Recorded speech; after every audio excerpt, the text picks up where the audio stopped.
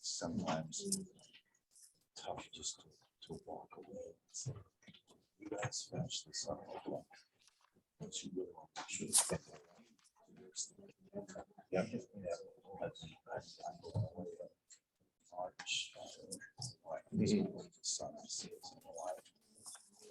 Okay. So we're visiting the chief master sergeant. Only chief master sergeant. Wow. So we're going to this. Nice. So I'll try to show my convincing this one. This is how you change it. Can't go away. You gotta set it all up.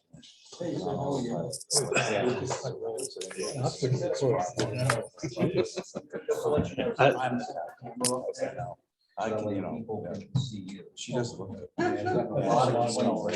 Yeah. Look this once, man. They want to see their elected official. This is a long Congress. Tell them where you live. That's interesting. It's that's yeah. Lucas, he's a technical guy, you know. The robot's not working. Okay. We should just sit there and stomp. It's the camera. It's something. Okay. So just something wrong. Good evening, everybody. I got 7:31 p.m. I'm going to call to order Woodstock's Planning and Zoning Commission monthly business meeting for February 17th, 2022. I'm going to go through a roll call first for the commissioners here in person, and then we'll go through the commissioners that are virtual with us.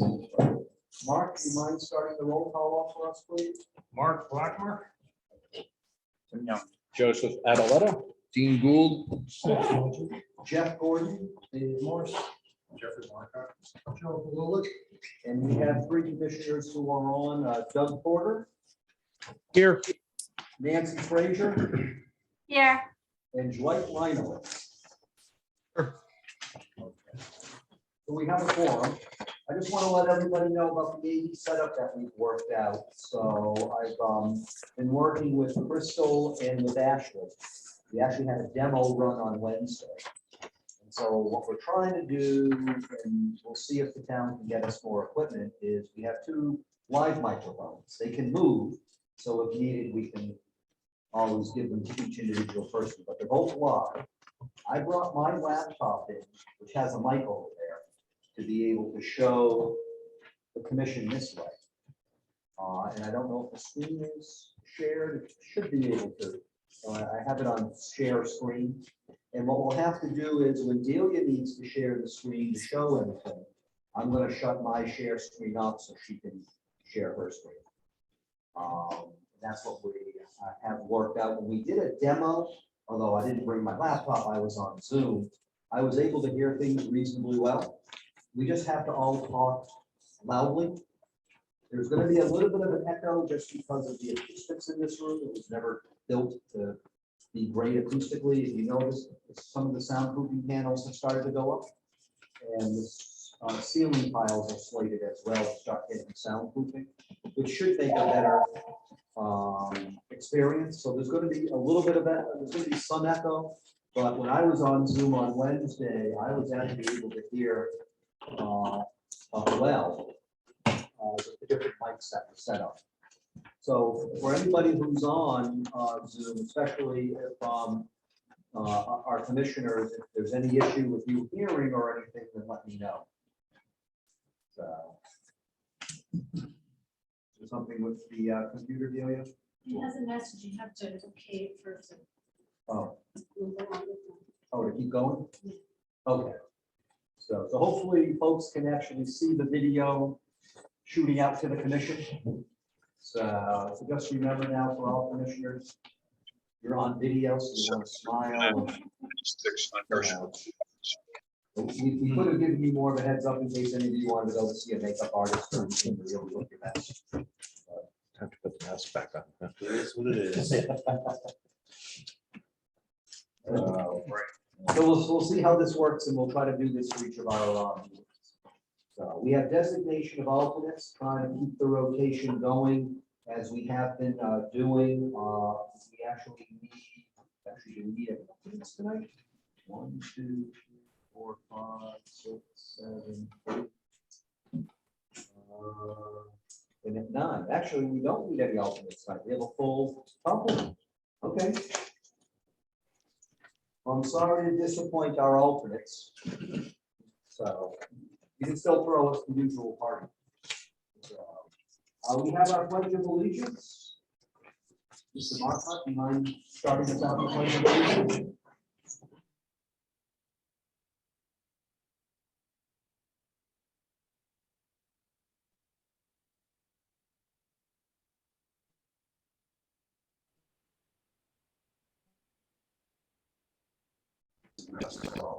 Thank you, everybody. I have a few chairs report. I'll be quick. My usual thank yous to Amy and Delia and Ashley for the work that gets done to keep everything coming along with the commission. Also, my usual thank yous to all the commissioners for attending all of our meetings. I know we are going to be having a series of 3 meetings each month now for a bit, but that won't be endless.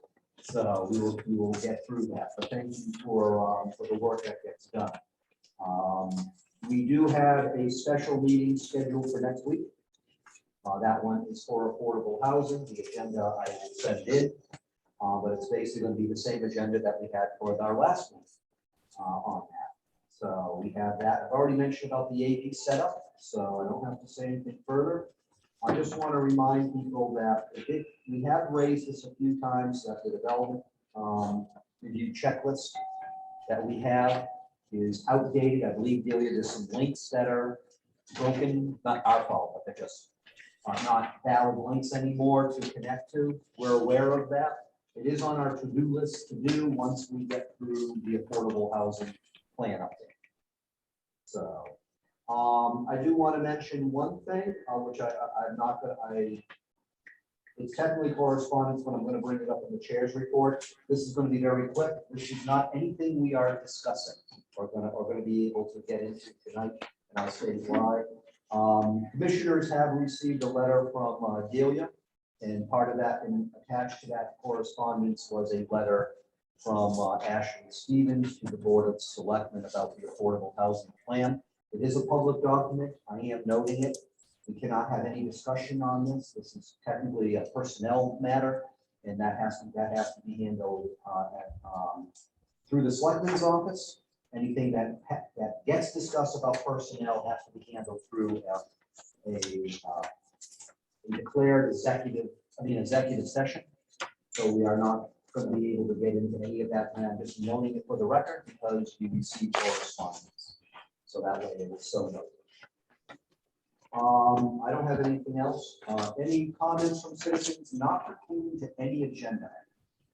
Hearing none, that takes us to meeting minutes.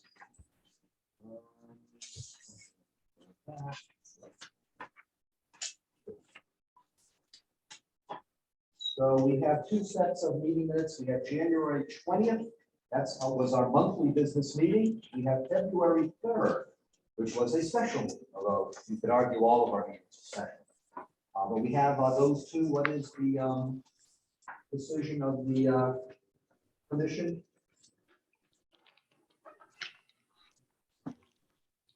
Make a motion to accept the minutes as presented for January 20th and February 3rd. I second that. Write this down here. So motion by Joe Adaletta, seconded by Tim Young to approve the 2 meeting minutes as presented. Do we have any discussion, or does anybody have any clarifications? Yes, Sid. I was absent for the February 3rd meeting, so if you just have my name under Johnson. Which meeting was that? February 3rd? Yes. Yes, we can add you.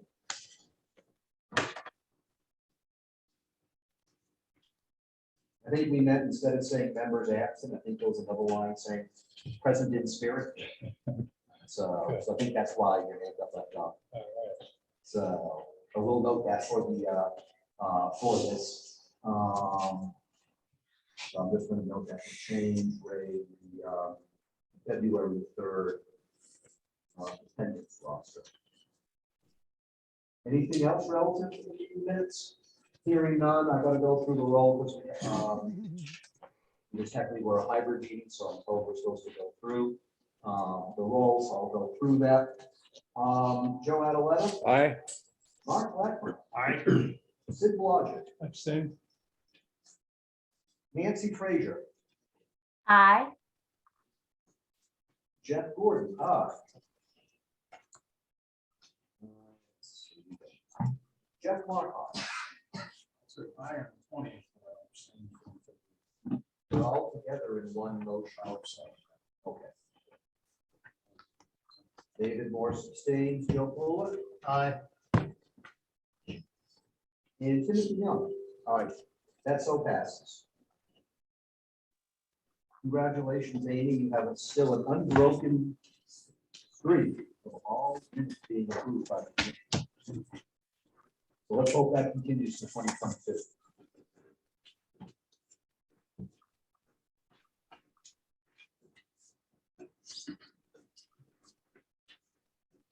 Okay, that preliminary discussion, we do not have any. That takes us to non-residential zoning permits. Agenda item 6A.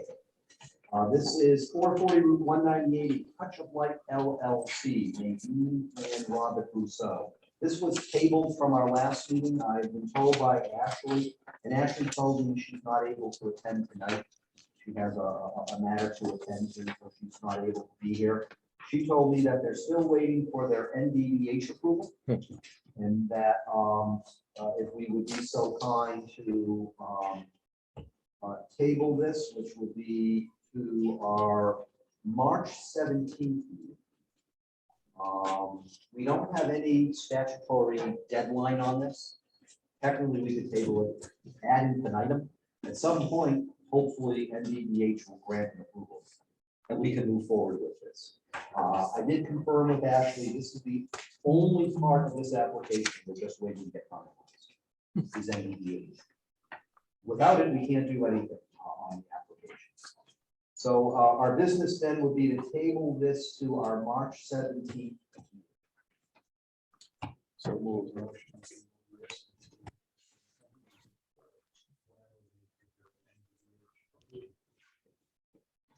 I'll keep this on the agenda, and hopefully next month I'll have something. And can we just note that it's the applicant's request to postpone it? So Not the per commission's. applicant's request. Right. Are you two okay with that being in the motion? Thank you, Joe. I think we stated that. the Yeah, we last time did, as well. yeah. We're trying to do as best as we can. That's why we're keeping it on the agenda. Right. Not the applicant's fault, just waiting for NDDH unfold. So it is what it is. So this is a motion by Jeff Marcotte, seconded by David Morse. To table this agenda item to the March 17th meeting for the applicant's request. Any discussion further on this motion? Hearing none, I'll go. Wait, wait, wait. Oh, Joe. Oh, you had something, Joe? Yeah, that means we can't discuss any of this at all. We're gonna be tabling it. So what is it that you want to discuss? Well, probably the same thing that NDDH is. We would have to wait to really, And I think that we should, is, you know, the system that they have here, is this a brand new system? I think we really should wait until NDDH, they're gonna review that. Then proximity to the bedrock, proximity to wetlands. Well, if NDDH signs off on it, then NDDH approves it. So we don't change their approval. So Can't question. we can question it, but we don't override their approval. They have a separate jurisdiction. But I would say, any questions you have about that, why don't we wait until we actually hear from NDDH and see exactly what they say? And if there are any questions, we can try to get those answered. I'll just say that may be the reason that there isn't a decision.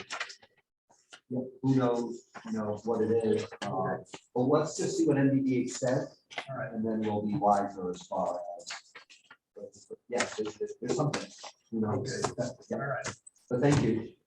So, any further discussion?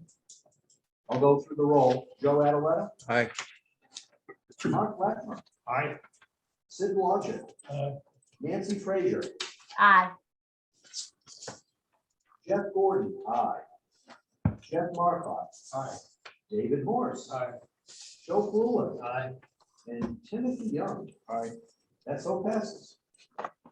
I'll let Ashley know, and I know Ashley's been following up with the applicants.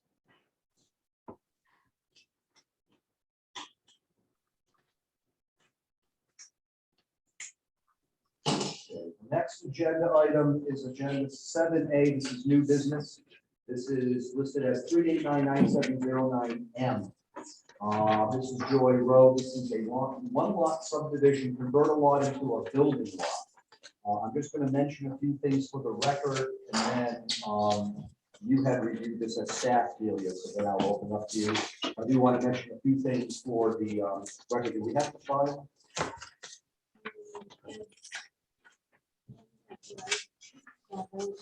Okay, well, I'll ask those about the signatures. I can do that. I did have discussion with Delia and Ashley this week because I needed to make certain we had certain things procedurally for this. And anything that we don't have that we need to know about it, because that would require us then at some point tonight to table it, not decide. I've been told that we're still waiting for MDDH approval. We don't have any documentation yet on that from what Ashley told me. I believe, Delia, you've not seen anything yet. So we're waiting for that. So for that reason alone, but that's not the only reason, because we don't have it, we can't make a decision. There is a matter where we actually have to have either the Inland Wetlands and Watercourses Agency or the wetlands agent so authorized provide us documentation of any approval or certification. I've been told by Ashley that the IWWA has authorized her as wetlands agent to sign off on this only once there's an NDDH approval. So we have no wetlands agent sign off yet. So we need that. So that's another reason we can't make a decision tonight on that. Another item I just want to clarify this is there was something mentioned about a development review checklist. And we can ask, not right now, but we'll ask the acting applicant representative. Have you seen a development review checklist in your review yet? No, I don't. Okay. All right. I just wanted to note so we know for the start of this application exactly what we have and what we don't have. But we will ask the applicant representative that question in due order for that. And then, if I'm not mistaken, Delia, an erosion sediment control bond is something that would be needed. Let's say you submitted it today. I don't have it printed for you, but I emailed it to Jeff and Ashley, so it can be shared with the commission. However, we haven't seen it ahead of time. So you're right, but however, that's a document that none of us have seen ahead of time. So for all fairness to the commission having received it today, we just need to note that it's been received today. I haven't even seen it yet. So we're going to have to table this application anyway. So that will give us an opportunity to review that ENS control bond ourselves as commissioner. In case further review by us, we have any questions that we want to. So, but none of us have copies at this point to see, but we can always show it during the course of the application. I just want to note those for the record, so that way it's clear when we start where we are, where we're not. Delia, as staff, is there anything further you wanted to go through on this application? I just wanted to state that I did receive the bond estimate today, and with the 15% contingency, the bond amount would be $2,649.03. I reviewed the application lot history. In 1998, this parcel of land was approved as an agricultural subdivision. And there was a statement on the Mylar saying it had to go through the subdivision process to become a buildable lot. And so that's why they're here with this application. And I have included the minutes, and the original Mylar was already in your information that was mailed to you. Separately, this proposal also needs an activity on a scenic road because it's on a scenic road and they're proposing to remove a section of the stone wall. And so that'll need a public hearing. And that's a separate item on the agenda. That's the next business. We have to break them up. In the way to do that, and if I'm correct, Delia, we're gonna, in order to make any ultimate decision on the activity of scenic road driveway, we of course have to deal with the first item, which is before us at some point, which is converting that lot into a building lot and doing whatever approval we need to do. But we'll get to the driveway application next, because that requires a public hearing. And just to remind people, this is actually minor subdivision as far as how our regulations view it, because it's one wall. So, was there anything else, Delia?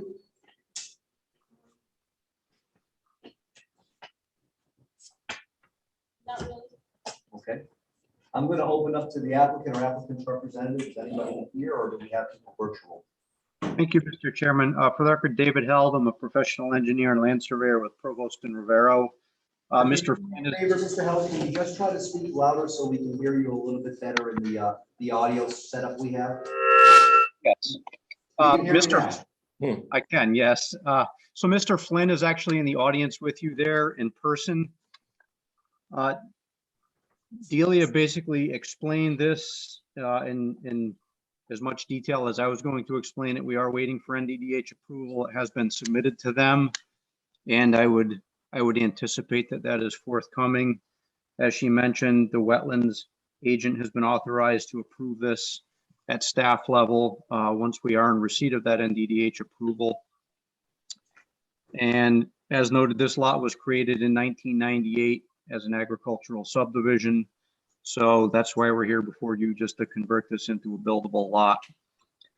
Just one point of clarification, as far as the driveway goes, we actually are utilizing an existing barway in the stone wall on Joy Road, but we can talk about that in more detail for the next application. Yes, So- the next application is about an activity on a scenic road. So activity on a scenic road can't happen until the commission Correct. grants approval. Correct. So other than that, I mean, the lot is a little over 3 acres in size. It meets all the dimensional requirements. We're complying with all the setback requirements as far as where the house is located. And we're also proposing a site plan with a small barn there, which would accommodate some of Mr. Flynn's equipment. He is a contractor, a building contractor, so he needs a place to store some of his equipment and tools and whatnot. So we're proposing that right from the outset.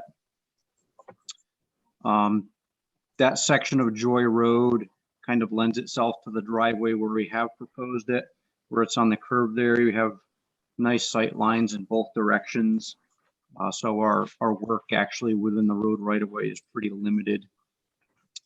And the lot does have an existing overhead power line running through it, which serves the house to the rear of this, the driveway for which is immediately to the north of our property here. So we're proposing to basically work around those existing overhead utilities. We would be installing new utilities from a pole on Joy Road to serve this new house. And those utilities would be installed underground in accordance with your subdivision regulations. So as Delia mentioned, we did provide an erosion and sedimentation control bond, and that basically would cover the cost of the perimeter silt fence along the clearing limits that are shown on this plan. And we've assumed a unit cost, I believe, of $4.25 per linear foot for that silt fence. And we've also included a 15% contingency to account for any unforeseen circumstances. So unless there's any other questions, we do understand, like you said, that we have to table this for this evening, but if there are any questions, I'd be happy to answer them. Let me just ask one question, following up what I asked before. Are you going to be submitting the development review checklist completed, or are you going to be asking for a waiver of it? The regulations do require the development review checklist. I believe that was submitted with the application form. We're talking about the checklist that immediately follows the application form. Am I correct? No, I think he says on his letter, item 7, that the development review checklist is included in the packet. But it's not in the packet. But I think what he's referring to is this planning and zoning list of things that are needed. Yes, that's not the development review checklist. There's a separate development review checklist that is required. Or one asks for a waiver in writing of the commission for that. But the checklist that's in the application is just a checklist of items needed or not needed or pending for an application. The regulations do spell out for subdivisions when there's proposed development, that a development review checklist. And you can certainly speak either with Delia or with Ashley Stevens in Town Hall to get a copy of that. It's online, It should be in the application packet, but Yeah. if you didn't get one, we can send it to you. but that is required. So your options are, we're gonna have to table this anyway, but the options are you have to complete that checklist, or you can always request in writing a waiver for the commission to consider not to have it. That would require a commission vote.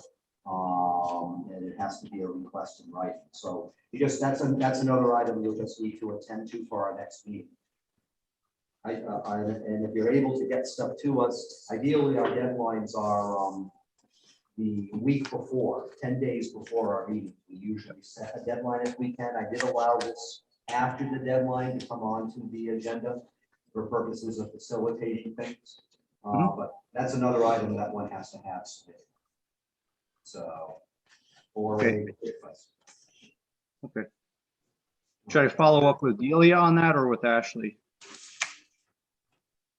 Sure, I can talk to you about it tomorrow. Okay. Yeah, it's I'm not a looking- complicated thing. As far No. as the checklist. So, No, I'm actually looking in my records here and it looks like it was actually submitted with the application form, so I'm not sure why you don't have it. yeah, we don't have it at all, so I do not know why. Well- So if you did complete it. I'll give you another great. copy. We'll have to just follow up with Delia. Yep, no big deal. Providing her a copy, well, I don't know, you haven't seen it, so I don't know where it I is. just want to clarify, this is what was in the packet, but this is not what we're talking about. Okay, then I guess I didn't submit it because I thought that's what you were talking about. Okay, yep, no, that's needed as well, so just follow up with Delia. Yep, will do. I don't know if there's anything further, Mr. Flynn, I know you're here, is there anything, you're welcome to speak if you want, you don't have to, just state your name clearly for the record, and if you don't mind, just speak loudly so we can try to pick it up. So I'm Dan Flynn, I'm the builder for the lot, is for my family. If you have any questions, I'll go for you. I've done several houses in Woodstock over the last 20 years.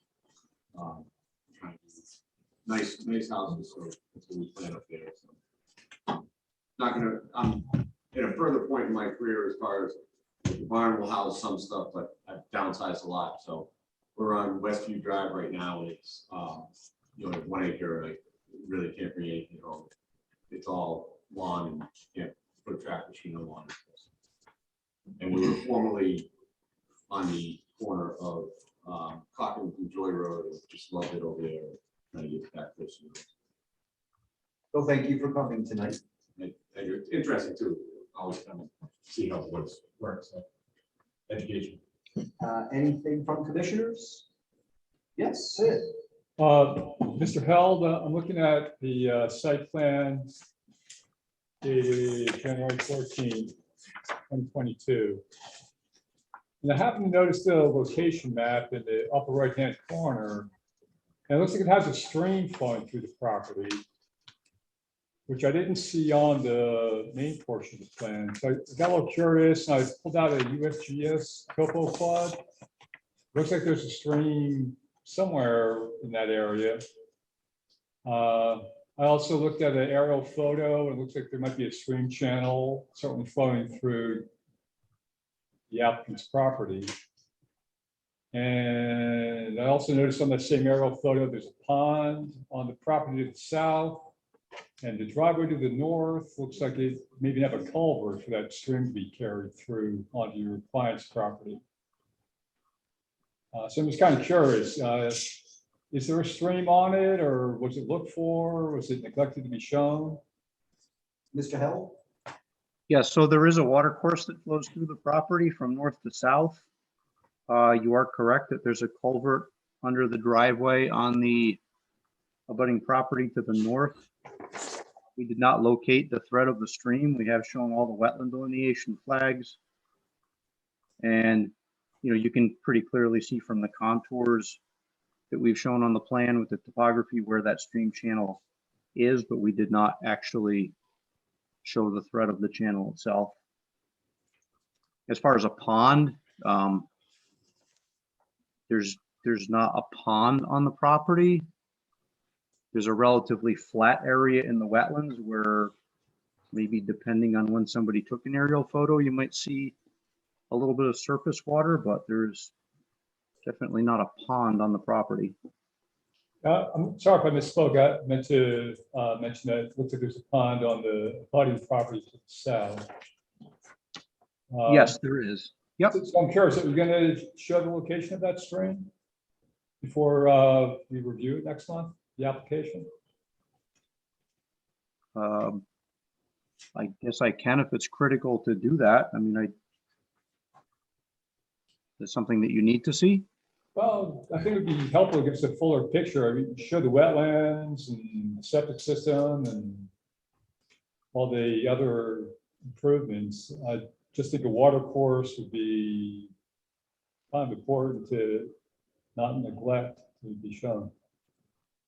That also may be important for our wetlands agent to be able to see it, because she's gonna have to sign off and send us an approval from her point of view before we can finalize any decision. So if there isn't anything relative to wetlands and water courses, that might then potentially delay her review. Is this a question, is this an ephemeral stream or is it a permanent stream? I don't know. It's probably I'm asking the engineer. Mr. Hill, do you know? My guess is that in the summer months, it would probably not be flowing, but it's probably flowing for 6 months out of the year in the wetter times.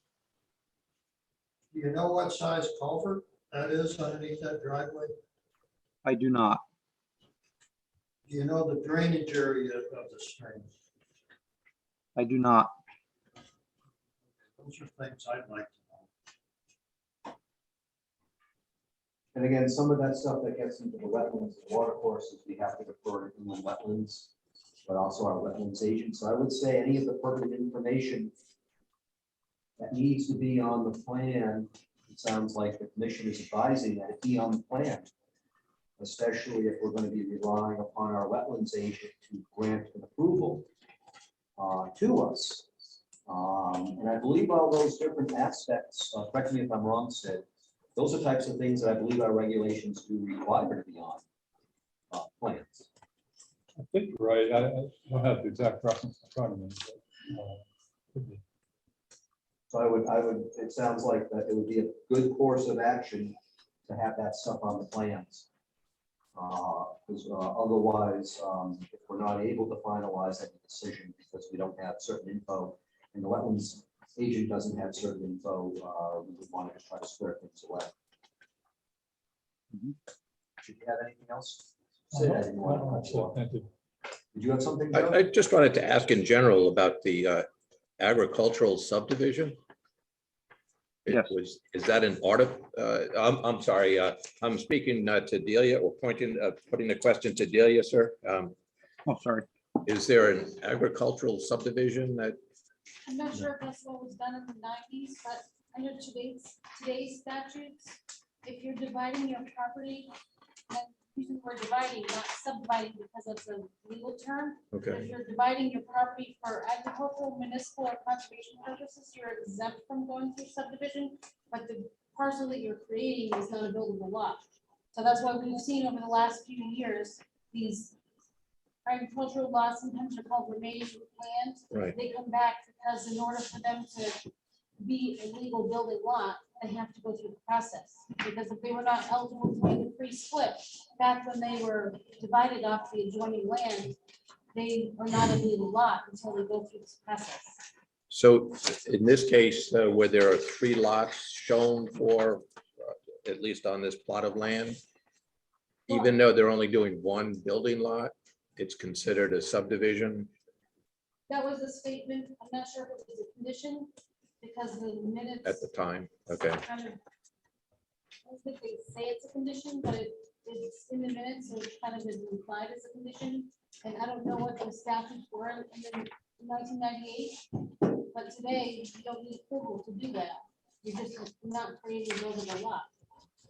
So if someone were today to take some farmland and file a map that divides up the properties, they could do that as long as they're doing it for agricultural conservation or municipal purposes. And then say if it was a farmer and they sell the lots to other farmers and they farm the land, there's no problem. But then they turn around and change their mind and decide they want to build on it, it's not a building lot until you come through the process. And so that's what they're doing today. They're putting the lot through the process to create a buildable lot. And if there was a landowner who wanted to divide their property today, they would follow the same process? If they were dividing it for. A brand new landowner, not this. If somebody with 50 acres wanted to divide their property into lots, For which purpose? just agricultural, well, no stated purposes. They wanted to cut it up into lots. They could They draw a have to map, Figure out what way they're doing it, okay, and then they would file it, because it's awfully hard to create a lot if no one knows where it is and how big it is, Right. what dimensions. And if it's close to the minimum lot size, it needs to be an nature survey, so we know what size it is. okay, And then it is on the land records. And when you turn around and decide you want to build, it's up to the zoning officer to do the research to figure out if that lot is a valid lot. And if it's not a valid lot, they cannot, by law, grant any permits for it. And so if they thought they were, if the person had thought they were creating a quick and easy subdivision, it should be discovered by the zoning officer when they come in for a permit. Because then technically those lots aren't approved building lots. So you can't then do anything. otherwise, Sure. right? Okay. but if you had a property and you get 5 lots that you created by this division that are not called building lots. That's what I call them parcels. Very good, okay, I so, call them something different, so you don't get yep, confused. very good. So you got 5 parcels. And if you wanted to just build 1 house and convert one of those parcels to a building lot, would that 1 parcel be considered a subdivision, having to go through that process? Right, so Okay, I can bring in the flow chart I made, I don't know, probably 12 years ago or something that explains the process. But Woodstock adopted subdivision regulations August 31st, 1965. So that's that magic date. So if your lot existed going back to before that date, Right. it hasn't changed, you can Right. do 1-3 split. Right. After that 1-3 split, then anytime you split either piece, say if you took 1 lot and you cut it into 2, like 2 little pieces, or even if you cut off a tiny piece in the remaining land, either time you want to split either piece is a subdivision. The next time you split what was the subdivision lot, it's a re-subdivision. So it goes back to the history of the lot, sometimes how that lot was created from the adjoining land, going back to that date. okay. So today we don't have anything called an agricultural subdivision. I've never seen that in the records before, but Okay, I think that's probably what it was considered. And today, you don't need a commission approval to do it. I've never seen it in the records having gotten approval, and they're usually not more than 1 lot. They're Okay. Usually a piece of, like you do a subdivision and they leave a piece that they didn't want to buy. They Saw that, just right. call that remaining land yes, instead of open space, but that's not a building lot, because if it goes through the process, like think you're making cookies, this is the leftover dough. If it didn't go through the process and become the building lot cookie, it's not approved for building. okay, One thank thing you. I just want to remind people, if you don't mind, so we can try to make certain that everybody can hear it on Zoom. In addition to speaking loud, just try to speak a little slower, so that way, there seems to be a little lag, I guess, with the audio. No, Or is it the Julie's echo? just speaking very fast Oh, sorry. and it's hard. I just got a message. It's sounding a little garbled. So I think if Okay. you slow down just a little, also people need to state their name, please. Yep, so we're not, we'll just recognize everybody as far as, so that way people will know. So, is there any other, one second, is there any other questions from commissioners? I don't want to not have, I don't know, Nancy, Troy, Doug, if there's any questions you have, I know you're not seated, but Nancy is. I don't see any hands up on Zoom. No questions. Okay. No questions. Yeah. Mr. Flynn, you had a, Yeah. something further? So I just wanted to mention, when we're talking about it, and you're just looking at a flat plan, it's hard to paint a picture of it, but the buildable area of the house and all the septic, everything that's in the buildable area, there's a 10-foot difference from where the house is to where the wetland is, the elevation.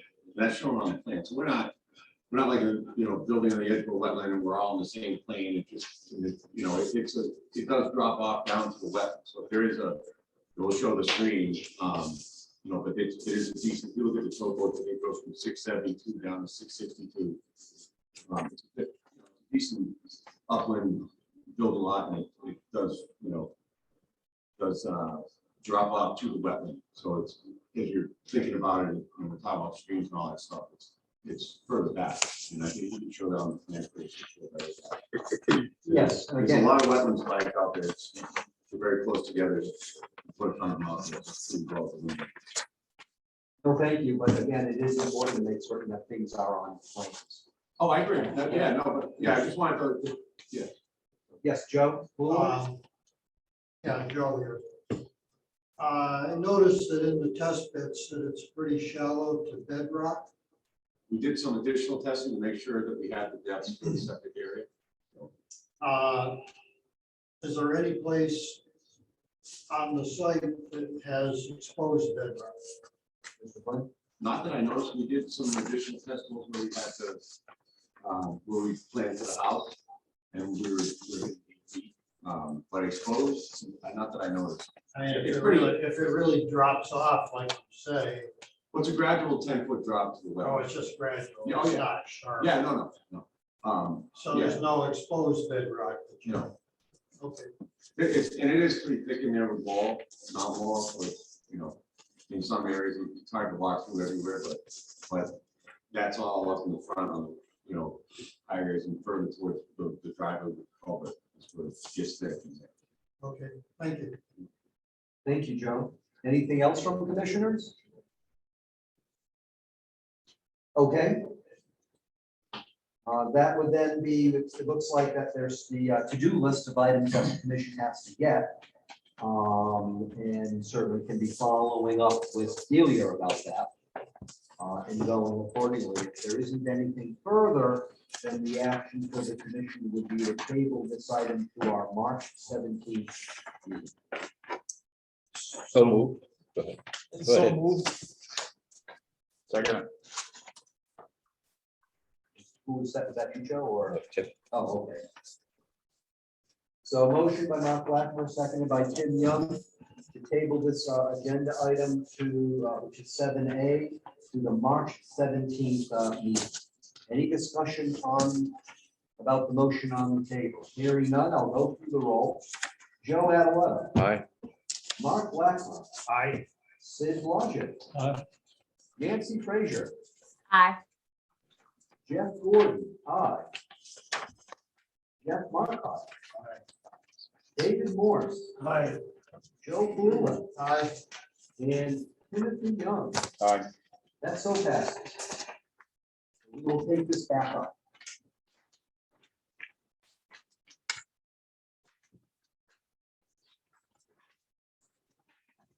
Okay, this takes us to agenda item 7B. Am I correct, Julia, that the numbering on the agenda should be 653? Okay, so just for the record, the correct number for this agenda item is 653-0222.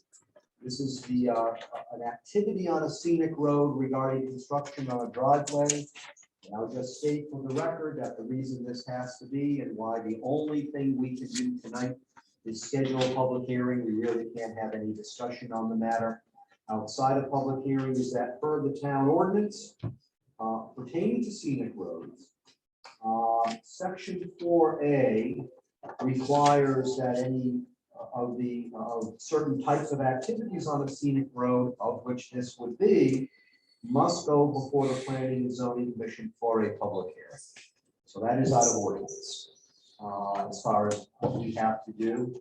So with that said, the next time for us to do a public hearing is going to have to be notices as well as within 500 feet, people have to be notified for the public hearing.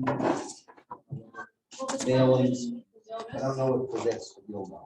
well, the subdivision, the notice, Does the this notice have within to? 500 feet, that's what the applicant does. The scenic road application, I have to notify everybody who owns frontage on the road. or you'll there's have any to. road. But is that for the entirety of the road or just the part of Joy Road that's a scenic road? Remember, not the Please, whole, just a portion of the Right. road that's seen. because up to a certain point, it's scenic, and then the rest of it is not scenic, per what the commission approved. Not that long, actually, I want to say not that long ago, but actually, a bit of time ago. So the only thing we can do tonight will be to schedule a public hearing. The next monthly business meeting is March 17th. We usually list 7:45 as the start of public hearings. I don't know what the will of the commission is. So moved. Second. Is that you, Tim? Okay. So let me just write this down on the voting record.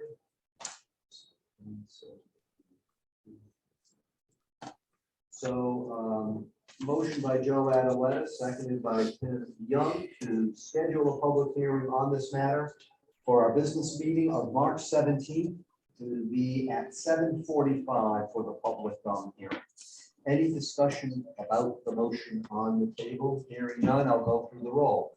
Joe Adaletta, Aye. Mark Blackmer. Aye. Sid Blodgett, Aye. Nancy Frazier, Aye. Jeff Gordon. Aye. Jeff Marcotte. Aye. David Morse. Aye. Joe Bluin. Aye. And Timothy Aye. Young. You saved the best for last. Yes. In case you were wondering. Yeah. So, I try not to let that go to my head. okay, all right, but we have ways of knocking it down. Yeah, I In case it know. happens. Sure you do. That's- No worry, I have it. Mark, we are aware of that. We'll take care of it. We take care of it. All right, good. That's why we stick the two together. That's right. That so passes. So, Delia, you'll do whatever voodoo you do to make it all happen. Yes. Okay, so we'll reconvene on this matter at that time. So both items will be on for the March 7th. So, excellent. Well, thank you for coming tonight. We'll catch you in March. Okay. Okay, you're gonna shift.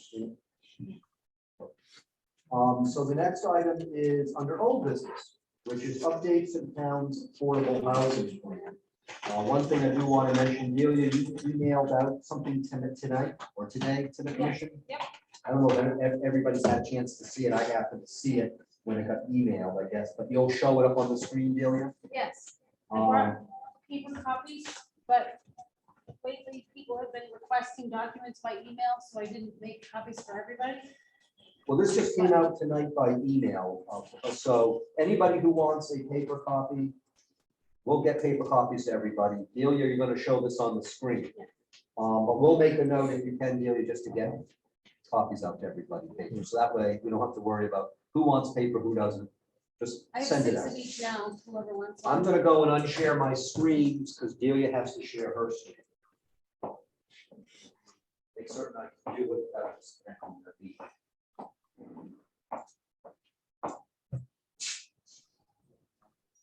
I just got done with printing the first set. and you sent the email. I know. I started looking at it. I said, well, can't do it. I was gonna go. Actually, she asked me if you had printed it, and I said, I think he has sent a revision. So. Who would like Take the a stack. copy? And I just want to ask people who are on Zoom, are you able to see the screen being shared? Yes, Doug Porter. Okay, and for commissioners that are by Zoom, we'll also make certain we get you paper copies, okay? Thank you. Gonna bring one. See how they I don't. think we may need to make some more photocopies. What? This, Well, we actually have to take a vote. Dean, What'd you do you want a hard recommend? copy? I Or want sure. to see if the vote, I want to see if the vote passed. I don't know how I would. Thank you, Chuck. We'll try to, I don't know how many copies we have. Thank you, Joe. Is it okay? Yes, sure. Yeah, these are all public documents by all means. Sure.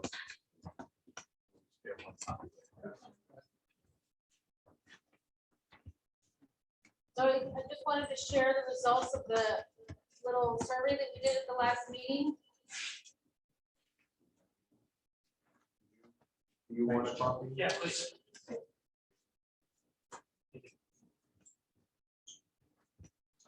All right, Delia, the floor is yours, and if you don't mind, can you just give us an update as to how many surveys we've gotten back? I know we've gotten a boatload of paper ones, but how many are we up to? Do you think So at this this point? afternoon it's 296, and I have 10 paper surveys I picked up today that I haven't put in the website yet. And we also have a collection box at Sweet Evelina's. I haven't had a chance to go there and pick them up. I'm gonna try to do that tomorrow or this weekend. The survey runs until March 1st, so if you know of anyone who hasn't taken the survey, please encourage them to take it. There's paper surveys upstairs in the vestibule. There's paper surveys at Sweet Evelina's and also at all of the libraries. So every month I'll be collecting from the libraries. They have staggered schedules, so I'm not gonna go out there every week, but I try to pick them up a few times during the month at the town hall in Sweet Evelina's. And we have sent out public reminders about the surveys, including via social media. And we'll end up doing that again, probably next week. Reminding people the surveys are out there and what the deadline is. So, So just a quick run through of the results of the survey from last meeting. This is the results of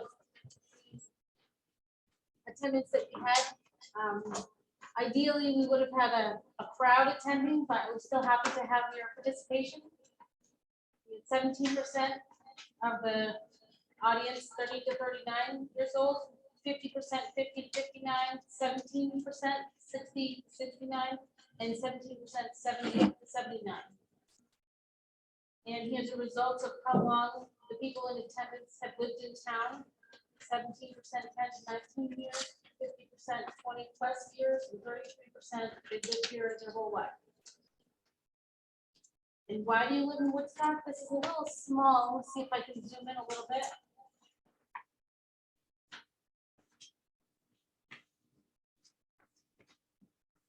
So to live near family was 7%, 14% where I grew up here and wanted to stay, 29% I like the rural country life, 7% I like privacy, 7% the good schools, 14% I like having a large lot because I use my outdoor space to garden, hobby, farm, have horses or other large animals.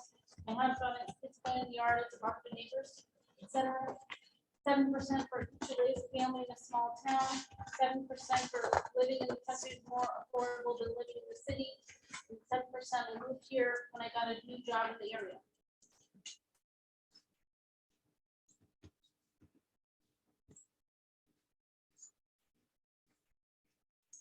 What kind of housing have you lived in during your lifetime so far? And some of these questions you could have chosen more than one, so I'm not sure that everyone understood that. As survey questions are often choose one, but this was you could choose all that apply. 11% have rented or leased a single family house. 11% have lived in a duplex or a two-family home. 6% lived with various friends or relatives without a lease or rental agreement. 11% have lived in a college dormitory. 6% lived in an apartment complex in a multifamily structure over 3 or more apartments in the same lot. 11% have lived in military housing or barracks. 22% have lived in a single-family house you own or another resident owns. 11% have rented a room in someone else's house. 6% lived in a condominium, and 6% have lived in their car or tent for more than a weekend, excluding camping trips. The next question is, have you ever struggled to pay your living expenses, including your rent, mortgage, or property taxes? Or you know someone who has struggled, or who does struggle, has struggled to pay their rent, mortgage, or property taxes? Evenly split, 50% for yes and for no.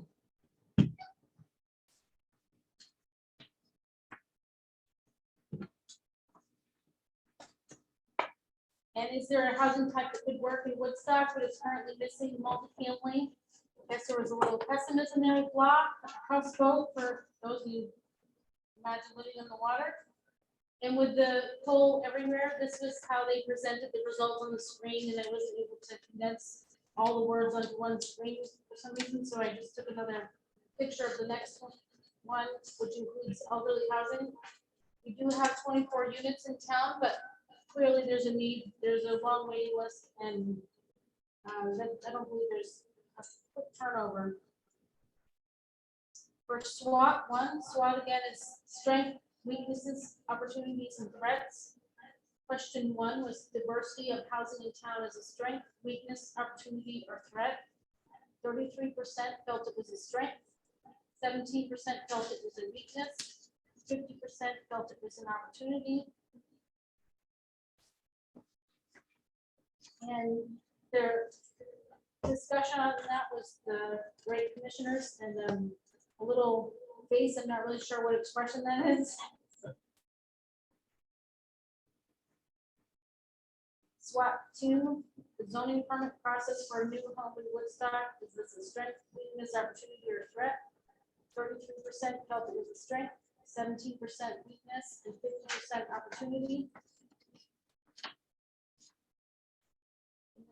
Discussion on this is 3 cows or moo moo moo. I'm not sure what that meant.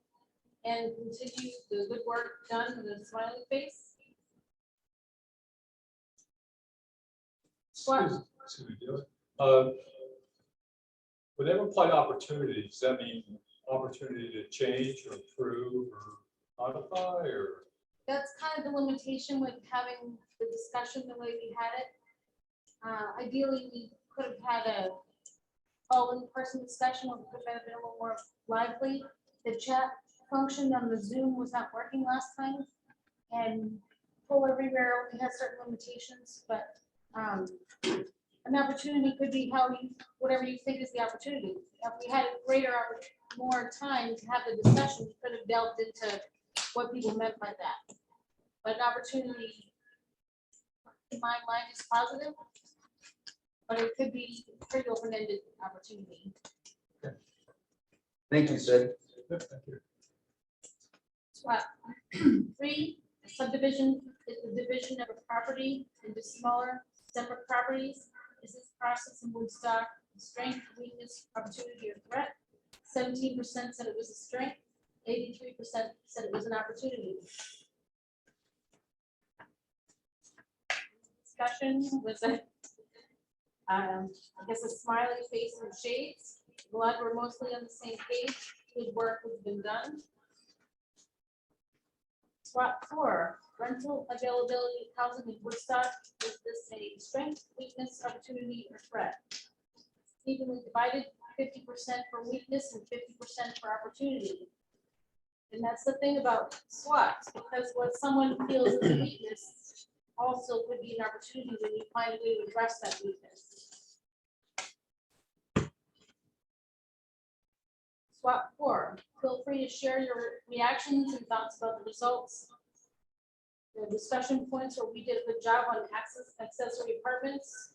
I feel we have a huge opportunity to increase rental potential in town through the accessory apartments.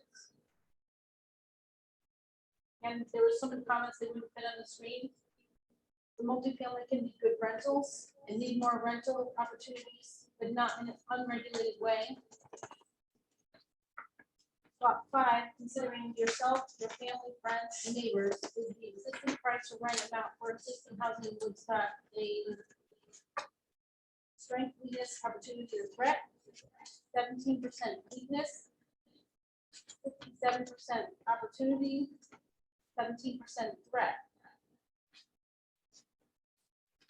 The discussion of SWAT 5 was various types of housing can provide good opportunities. And here's your word cloud. I'm hoping I may be able to get some of the input from the online survey, that maybe I can make a larger word cloud. Depends on what comes back in the survey. But I didn't set up one of the questions as a word cloud. But we should be getting a good amount of input if we're already, well, the paper surveys were over 300. Joe? So I just want to check, what you just went through for all the analysis was a combination of last session with the commission plus some responses on paper responses? No, this was only that live survey that we did during the last meeting. I haven't looked at the results from the bigger survey that's online. The live survey was 10 people. Yes, So all of that information was based on the responses of 10 people or so, whoever was here doing it. Okay, all right. the online survey has completely different questions. Yeah, okay. Have you done the survey? I have, and I've sent it in. Okay, so we know they're completely different questions. I've done 10 of them. I was going to ask if you're the one that Right. did the 296. Right. If you are, keep going. Here we have, just make it a little smaller. This is the draft data analysis and housing needs assessment. Right now, it's just in as a draft stage, but I wanted to share with you some of the data that I've been able to derive from the census data and data from the Department Department of Housing and Urban Development. I'm gonna make this the best size so you can read it. This is a little graph showing the population growth in 1960 at 3,177 people to 2019. The estimate for the American Community Survey was 7,836, and the bar graph shows you the rate of increase. The Woodstock's population was a steady incline with the highest rate between 1960 to 70 at 35.7%, and then continued growth at a lower rate, an average of 18.8% for the next 3 decades.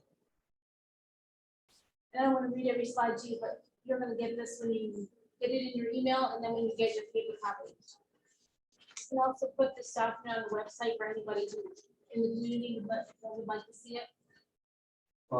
Yes, we should definitely have all this stuff up on the website so people can have ready access to it if they wish through the town website. So I think that's definitely something we would want to be able to do. These are all public documents, so the more people that feel they can access it and learn from it, that will be great. Here's your age distribution between 2010 for owners and renters compared to the same owners and renter categories for 2019. So you can see by the size of the group how they shifted.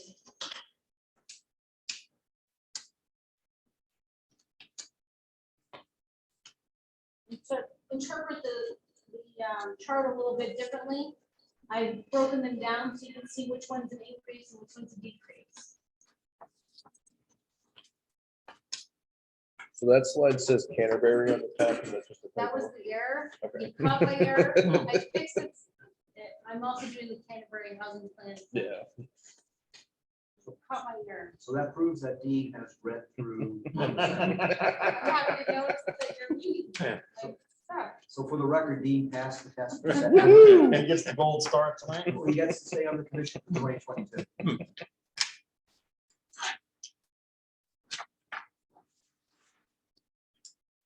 The renter households aged 15 to 44 increased from 2010 to 2019, 7% in 15 to 24 age cohort and 243% for renters aged 24 to 34. That's enormous. And so the renter households decreased significantly for every age cohort 45 plus. So the renters 45 years and older have significantly increased. Here's your population age composition by age for Woodstock from 2010 to 2019. A little smaller. So blue is 2010 and orange is 2019. You can see the change.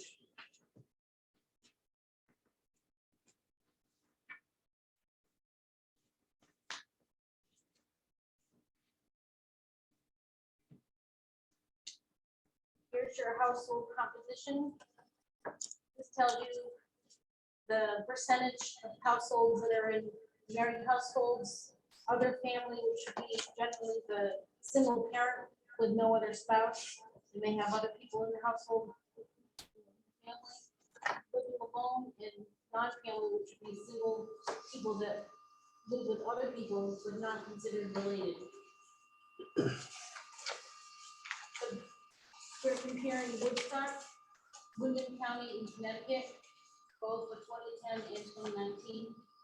So you can see in 2019, Woodstock has significantly higher percentage of married households than the other categories.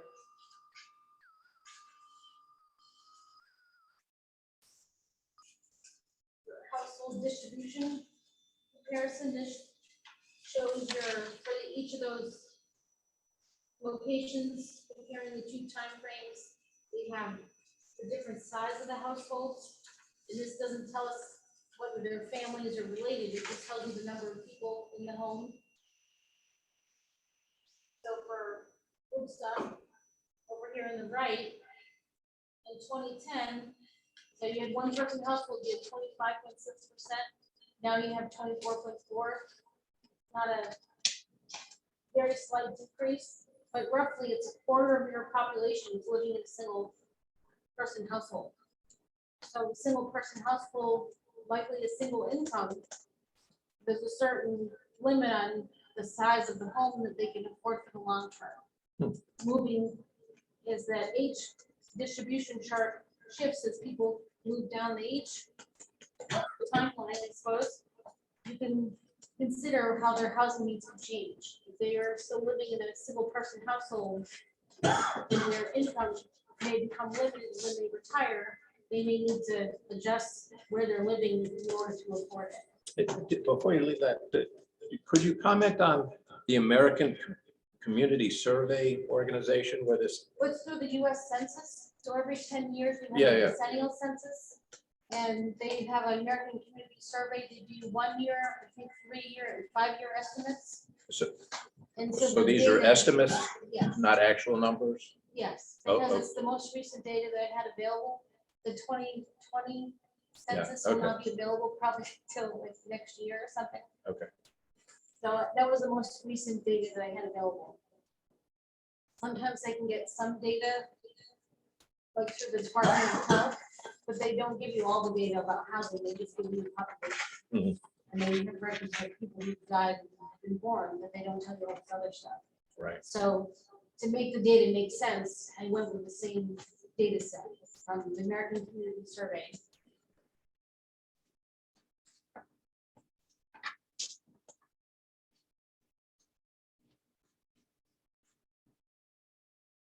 The median age in Woodstock has risen from 2010 at 41.8 to 2019 at 44.5.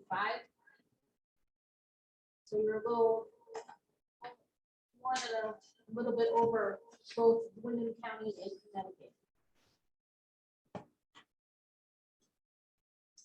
And so this table here, the demographic summary, this is referring back to that age distribution chart. And it's showing you which of the age cohorts have changed.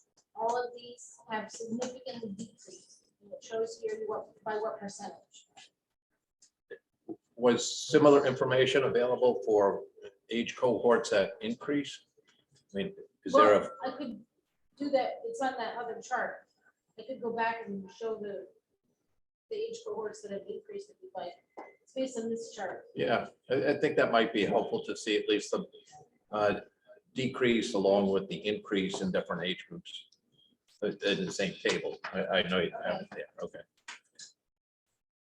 So you can see which ones have increased, except for 55 to 74, they have a much larger increase. The rest of the age groups where there's an increase, except for 25 to 29, but the other ones are smaller, kind of a fluctuating populations.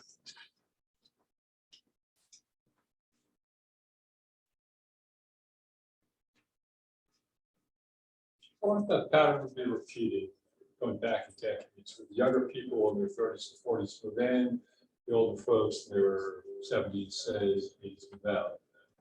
But that was only between 2010 and 2019, whether it happened in the prior decade, or for that, for that, and for that. If given limitless amount of time, we could look that up, but I don't have that much. Oh, time. yeah, no, I'm asking you. Yeah, it'd be interesting. But considering, later on, we'll talk about household types and the cost of a house. So if you're thinking of people buying homes, you can generally afford to buy a very expensive home when you're starting out. So you probably not see that many younger homeowners. Here's a list of the housing new homes permitted according to the building office. And later on, I have a table according to the state data.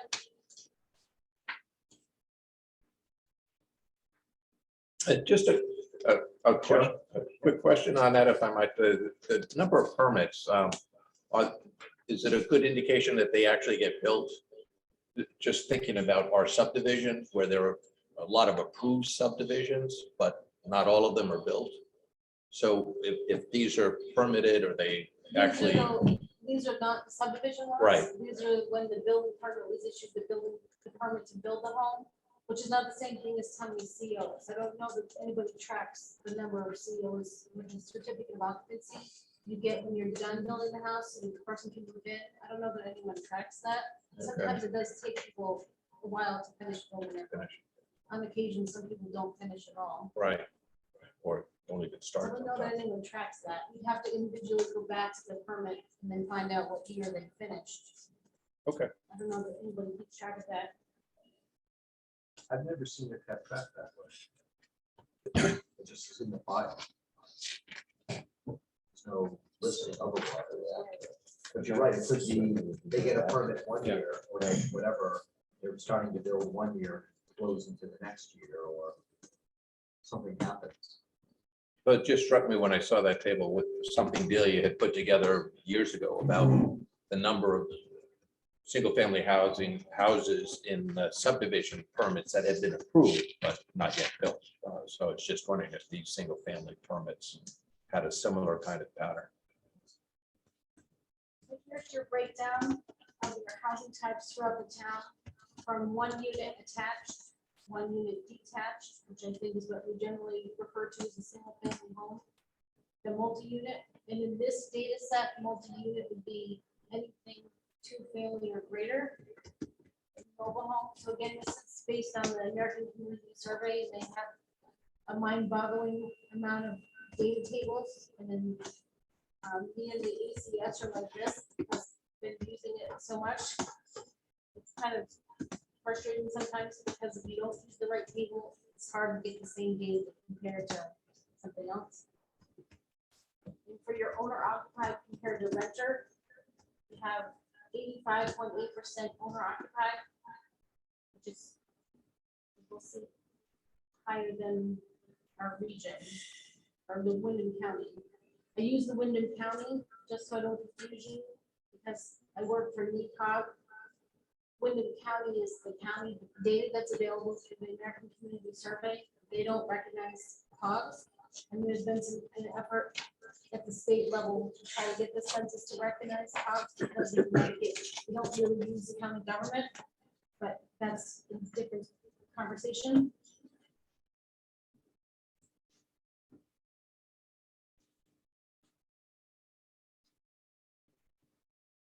Here's your distribution of housing units by number of bedrooms. So you have 6.9% one-bedroom homes throughout the whole town, 23.8% two-bedroom, 48.7% three-bedrooms, and 17.4% four-bedroom, or four-bedroom or more.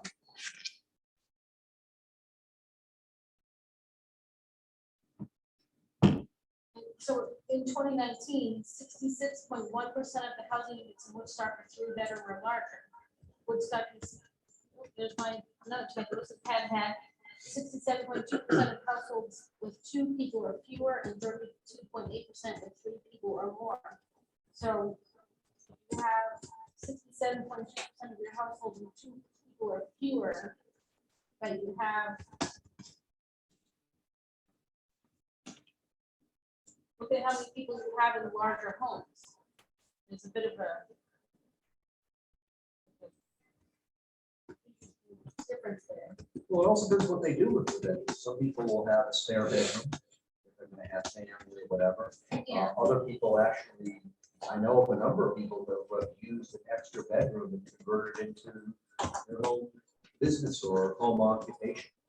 Type of this thing. The house was never originally built as like a home office, for example. I know a lot of people who convert bedrooms to that. Some people do that in their basements, but there's a number of folks who do that. So I think it's not uncommon that you'll see some of the houses built with, an extra bedroom or so, but it is also interesting what people do with the extra space in their home, and how they are branching into a lot. We're seeing a lot of home occupations, some of which aren't even yet permanent, but people are just doing all sorts of things now in their homes and converting some space in. So it's actually a use of residential space that they have. So it's very interesting to see. So during the pandemic, when some people were working from home, you have a distribution of household size. Here in Woodstock, Wyndham County, and Connecticut. It's sort of relevant to the previous data tables. In Woodstock in 2010, 22.7% of your population was living in a single-person household. In 2019, that rose up a little bit to 24.4. Compare that to Wyndham County in 2010, they were 19.4, so they were below us. And now in Wyndham County, they rose well above us. Now they're at 26.6%. So it's interesting to compare Woodstock to the other area. One other thing that comes to mind is we did the work to update accessory apartments. We got data and looked at the breakdown based upon the size of homes, or single family. Based on square footage, it was very interesting to see the breakdown as far as where the majority of the square footage size of homes was. In Woodstock. So when you're looking at how many households have are single person, how many might have two people or three people. You also have to keep in mind we share that data. That was a bit ago that we updated the accessory apartments.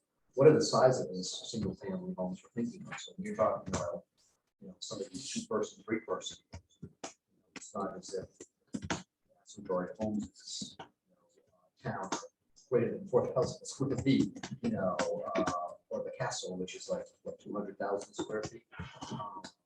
They're actually more skewed towards the lower end. So it is interesting the size of the actual. That's an excellent point. In this table, survey had call it an error. Not the correct term, but it was a 17 plus or minus. So it doesn't show the number of homes that you have that are on the much higher end of the value. We do have, like the castle doesn't show on there. There's a number of other homes, I'm sure, that are valued at higher than 999,999. This probably a handful of them. I've inspected several of them when I worked here as a zoning officer. And you've had some large homes built since I have not worked as a zoning officer. So I think that's the reason why it doesn't show the error in data. The margin of error, that's what I was thinking of. It's a plus or minus 17, that's why it doesn't show up. I'm not sure we have more than 17 of them. So when we looked at the, some of the data for accessory apartments, the real way to get around is looking at what your median is, as opposed to the average, which can really be skewed, especially if you include the castle rings in the mix, for example. So we can always get back out to folks that data. It was very helpful data to see the square footage of the homes now, to have a sense of what is it that people have or are building relative to, what they are able to afford or whatever land they're able to afford. And that also that's part of the mix as well. So you're gonna build, you have land or build or whatever. So it is interesting type of data to see all of it. Let's see if I can get some more specific data from the assessor to have a better table. Well, you have that data that we shared about accessory apartments. We shared all that I data. know, but I was thinking not just the part of the value of the home, it goes up to the higher Yeah. homes. You can break it up into median groups to see where things stand, This is the distribution of gross monthly rental costs in 2019. And so when we think of 2019, we should keep in mind that a lot of things have happened since then. There's now a shortage of rental units available. I don't have any data on how many we're short, but that has pushed the costs to rent any sort of unit up a lot higher than it used to, and it's also driven up the cost of buying homes, as there are some people who've been buying homes over the internet or sight unseen, paying well over the asking price. So that's going to affect everything, but we don't have that data right now. Well, if you were to use social media as a barometer, I'm not saying whether one should or shouldn't, there's been a clear uptick of people asking about, hey, what's rental opportunities? Because there are a lot of folks looking at rental opportunities. There's only so many of them. You're right, people are just going after them quickly.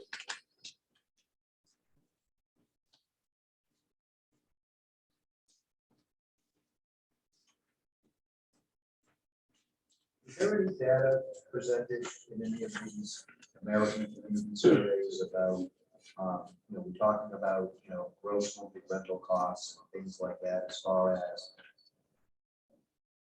percentage of people's median income? I know there's various benchmarks the state and the Fed use as far as what's considered high. I think that number, Yeah, 30-something%. That's what I'll do at the end of the Okay. session. This is a draft because I haven't Okay. finished the last. Oh, I know. handful I of just, tables that will go on I there. just didn't know if there was, how much updated data there is on that, 'cause that's a big issue. Just not in our part of the state, but, especially in other parts of Canada where the costs are even higher, for the cost of living. So this is from the state data on the number of new homes permitted in each town for the time period. I don't believe the 2020 total is the same as what the town has. But this is what the state had on their website for the Connecticut Department of Economic and Community Development. And they contacted the building department. They have on record as having 20 new homes permitted in 2021. Clearly see what happened in the Great Recession. What happened to that graph? Yeah. Here's I want to read it all to you, but here's what I'm learning about the future housing. And then I'll be doing several more tables that have to do with value, and then I'll go on to income and break down the population in terms of how many families or households are expected. The affordable range of low income, middle income, extremely low income, and then what qualifies. Whether it's rest. Take some further number crunching. Here, Woodstock does have more housing units than just single family condominium, but because your numbers for single family condominiums are so much higher, I've broken out into two tables. This shows you the number of homes that have sold that are in these categories. And from the state, for some reason, they don't have any data for 2005, 2011, or 2016.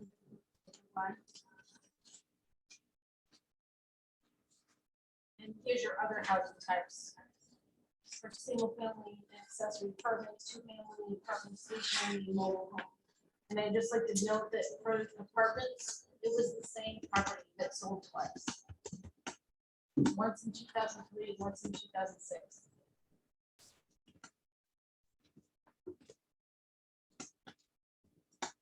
So that's what we have so far, and I have more work to do, and I hope to have it done for. Does anybody have any questions? I know this is a lot of data presentation and data crunching, which is helpful to kind of sort through it. I remember harking back to when we did the POC.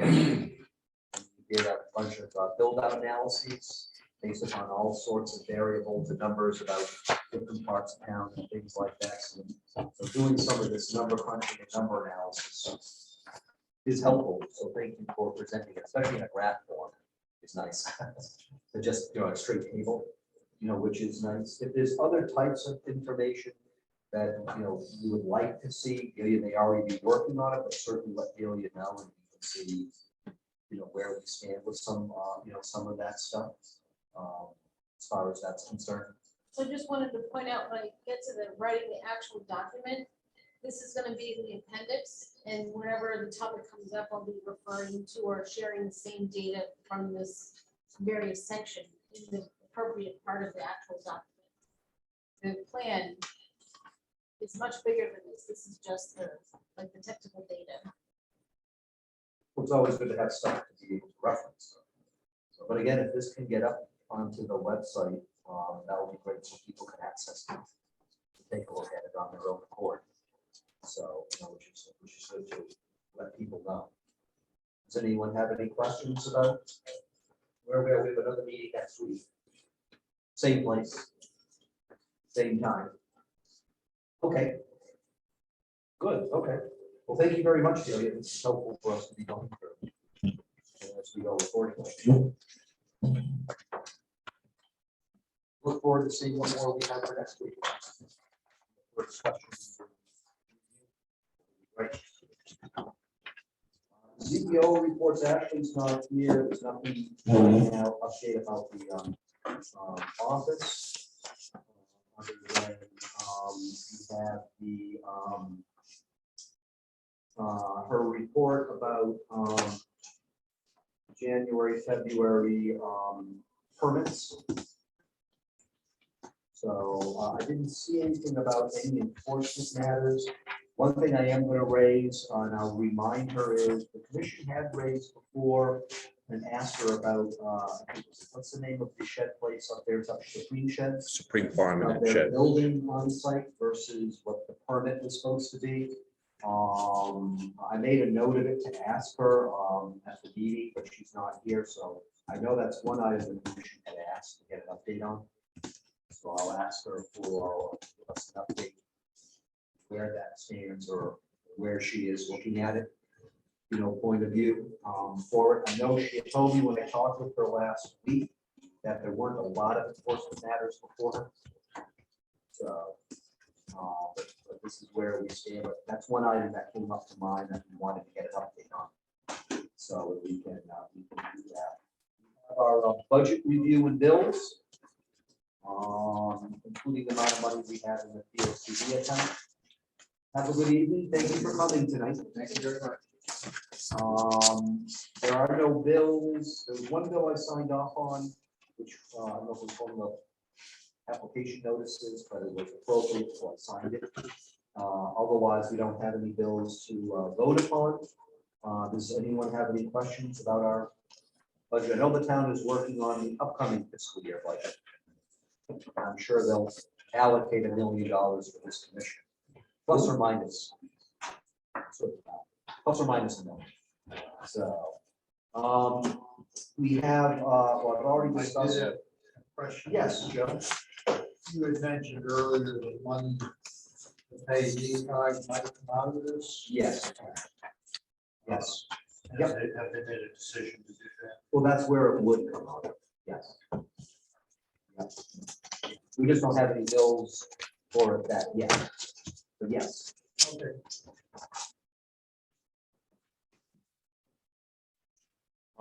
Correspondence, I believe this was emailed. I don't know if, it wasn't in the packet, I believe. I think this was emailed. I don't know if this came out last month. The Winter 22 Federation Quarterly Newsletter. It's always good reading. So I believe we're up to date on our dues for it. I have to ask Ashley about it. Because I know the commission wants to continue to, it's a nominal amount, I forget how much it is. It's a very small amount to stay a member, and we get these nice newsletters that come out. Ashley left this for me today, just to let people know. I don't know if this went out by email as well. But on the Connecticut Federation of Planning and Zoning Agencies, always has their annual conference. And this time it is on March 24th, $65 per person if you wish to go.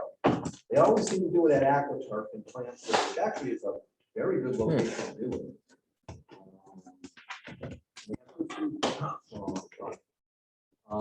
If anybody is interested and you want to attend, there are registration forms. You can just go right to their website. You don't have to. But it is something that every year we get notified on. So I'll have Ashley, I can have Ashley, well, this came, I believe, paper copy, but we can get stuff sent out for electronic to people, for you. I think the website is, let me just see. Doesn't say over here. Is that the training seminar or is this an awards program? This is just their annual, and then they give awards. Oh, okay. And stuff like, yep. So, but it is their annual conference, 74th annual conference, so we always get notified. If people wish to attend. So if you're interested in it, just let Ashley know. She can get you the info. Just so you know, I do look to see if anybody qualifies for Lincoln Service or Lifetime Achievement Awards. I know we gave a number of them out, I think 4 of them out last year. So I'm quickly looking at the list, I don't think there's anyone this year who qualifies. You can only get it once until you reach the lifetime, I think, what, 20 years, 25 years? Dexter got it. So that's a worthy goal to try to get to. We'll be verifying that list, so if anyone does qualify, we will submit for that, for the award for you. There's no other correspondence that I'm aware of that we have received. Was this left on our desk? Yes. From Angela? Okay, Yeah, and I'm not certain why it was, there was a question, and this is more in the office, okay. about the fees that were charged for, I believe it was for the, That was on this application? no, For the discussion? that's the billings one. Yeah, So I think why Ashley left it was there was a question raised, and this wasn't anything that we were discussing tonight. right. For that application for the making the lot, a building lot, but there was Yeah. a question behind the scenes about the fees that were charged. Yep. And were they the right fees? Yep. But that's a office matter. Okay. So I think Ashley had put copies on people's desks, but it wasn't something I was gonna bring up because that just gets handled in the CEO office. And then we go accordingly. So I think she put that there just to say, this is how I came up with the fees. Okay, And if there's any question behind the scenes about the fees, that will just get adjudicated at the office. Yep. So I Thank you. think she gave it out, but it wasn't anything that otherwise was shared out to the commission about the communication about the fees. So that takes us to Commissioner Young's exciting part of the meeting where he gets to shine in front of everybody. Move the adjourn. Second. So motion by Young, is that you, David? Okay. Seconded by David Morse to adjourn the meeting. I have to go through the roll. Joe Adeleto, aye. Mark Blackman, Aye. Sid Blodgett, Nancy Frazier, I. Jeff Gordon, I will vote aye. Jeff Mark, Are you gonna walk with Crystal? David Yeah. Morris, Joe Brewer, and Mr. Young. Aye. That so passes without objection. We are adjourned at 9:04 or whatever time we have it. Thank you. We'll see you all Next week. next week. But it's nice to know. I hope for all of you on Zoom, Doug, and you, I hope you were able to hear better. Yes, thank you very much, Jeff. It was much better tonight. And the view of the entire commission was very helpful. Yes, I'll bring my laptop and camera again. Okay, good, excellent.